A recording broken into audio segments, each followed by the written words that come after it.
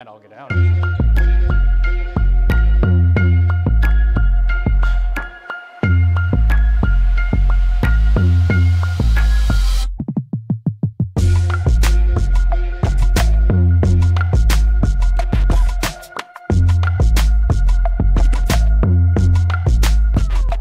So where we are right now, this is what we call Hangar 6. This is our flight center. So this is where our SR students, which I say students, don't think of kids typically, it's more adults. They come here to do their flight training. So there's classrooms here and down the hallway, and then when they're ready to go fly, they just head right out here and walk either over to the line or just here in the hangar and grab their airplane with their instructor and go do their flight time. So upstairs is our studio where I work. I work in the media studio here in the marketing department. We will go up there, but that'll be our last stop.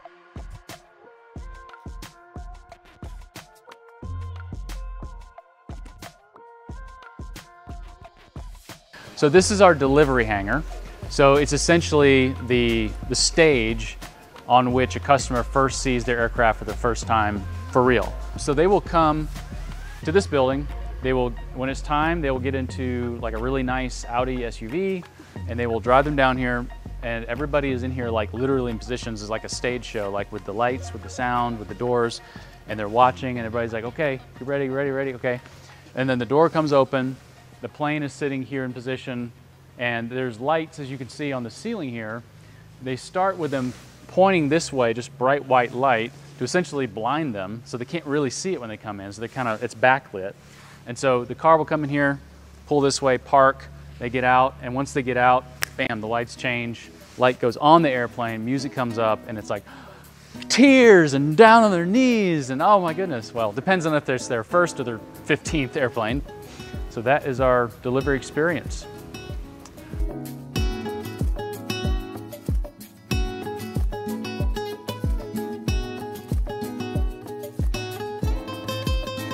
But this building is essentially where all of our SF-50 or Vision Jet pilots get their training. So down the hall here, there's some classrooms. There are now two, what we call FFS, full flight simulators, which are the ones that move. And there are two FTD, I believe, and I don't remember the acronym, but they don't move. That's the difference. One moves, the others don't. Serve the same purpose. And then in here we have the gift shop. You're normally supposed to end towards at the gift shop, but we're starting at the gift shop, sort of. But we do pride ourselves on being a lifestyle brand as well. So it's not just selling airplanes and all that kind of stuff. People are really proud to wear the brand. I have to, but I get paid to do it, so it's fine. So we have this available for customers when they're hanging out, or if the spouse is in the simulator and the other spouse is just like, I'm bored, they can go spend money here with us as well. So it's great.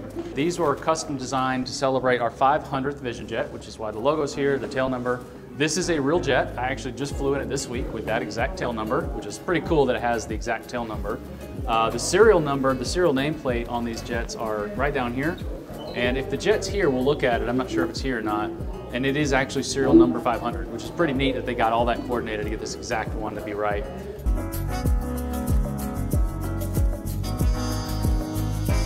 So these are our two full flight simulators. There's one in the room next to us. That's the new one. That's Sim 2. This is Sim 1. So these were built here in, I believe, 2018.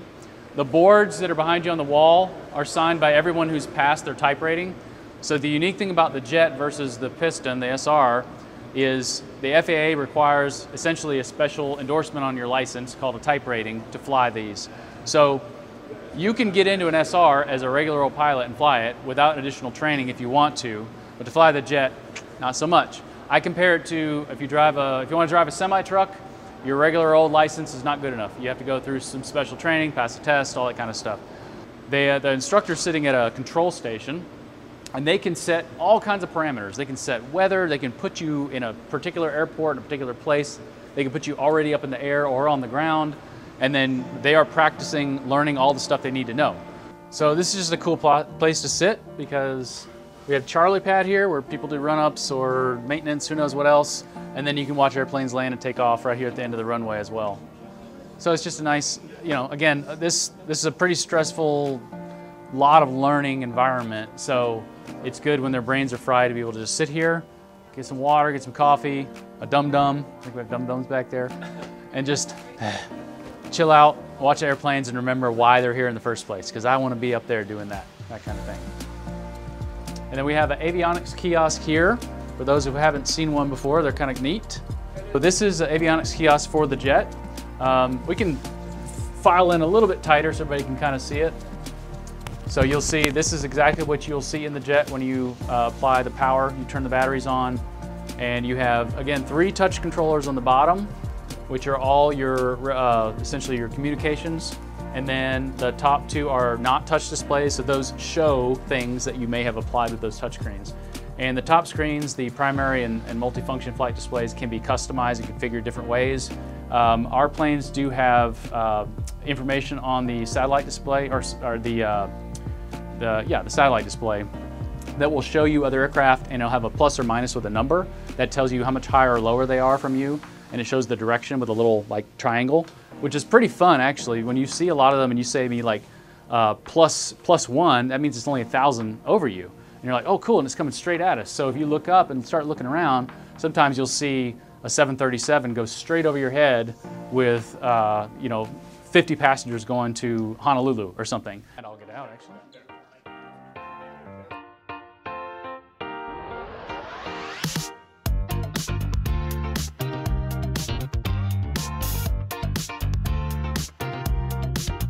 So that's one of the unique designs. I mean, it's not unique to us, but it's unique among other aircraft like ours. So this is called a cuffed wing design. Jesse's got the NASA shirt on. It was developed by NASA. Basically what it is your wings are at 2 slightly different angles of attack or profiles. So what it does is it gives you the ability to have lower stall speeds, because essentially when, let's say, this wing gives out and it can't hold lift anymore, the other half of the wing is still able to provide lift. So the de-icing panels, if you look really closely, you'll see that panel is full of holes. And you have to look really closely and have good eyesight. They are microscopic. It's essentially, if you imagine like antifreeze, essentially it pushes that through here. And because you're flying, it automatically just gets peeled over the wings, so it helps prevent ice from forming or melts ice that may have already gotten there. What is that weird, like, white looking thing? Those are oxygen masks for the front, the pilots. So you have the ones deploy in the back, just like in an airline, the little masks with the tubes, you know, they're just like that. Yeah. The ones there, a pilot would squeeze these little buttons, it expands like these, it looks like an alien face hugger. So it's these straps that go around and they expand out. You slip it over your head, and when you release those, it sucks to your head. So it's a very quick system to throw it on if you need oxygen very quickly. There's different configurations. You can get up to 7 seats, but that's going to be essentially 5 adults, because that back row, it gets pretty narrow, as you can see. So those seats are more narrow for kids. But you could fit up to 7 bodies in there, essentially.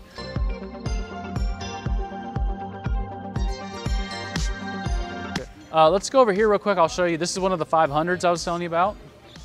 So like I was saying, the only difference is the aesthetics. It's a different paint job. We have blue wheels on these as opposed to black or white or silver. We got red over there. I mean, they can all be anodized, different colors. It's just a process of powder coating, basically. So we cannot get in this one either, but there's one over there, don't worry. But this one is very different looking, so I want to show you the inside.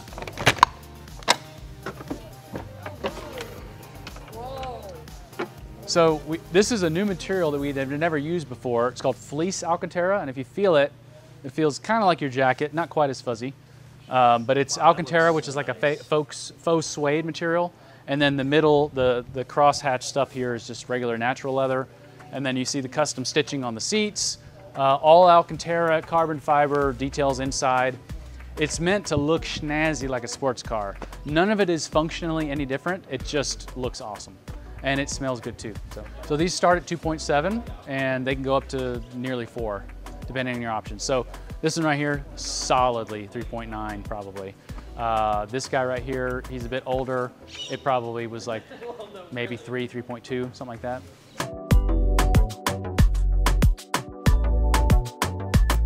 So I'll let 2 of you guys get in the front seat, and then I'll show you how to move the seats up. I like our shotgun. Shotgun it is. Carry on. Okay. You mind if I? No, yeah, it's fine. Okay. So now, as you're sitting there, just start sliding forward, and you should be able to pull the seat with you. Oh, whoa. So there's no latch or anything? only going back, and then it gets to a certain point it stops. Now you can go beyond there, but for now, just hang out right there. And then You guys can check out the back seat. We can do 3 or 4 more in there.